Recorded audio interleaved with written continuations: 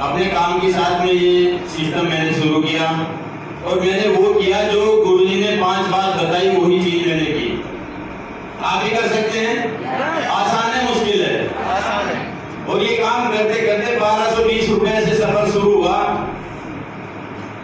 पिछले महीने का चेक 1,40,000 रुपए। टोटल इनकम की बात करें 37 लाख रुपए मैंने इस सिस्टम से कमाए हैं।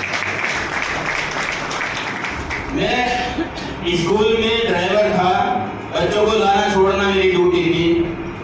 कोरोना काल से पहले ये सिस्टम मेरे जीवन में आया।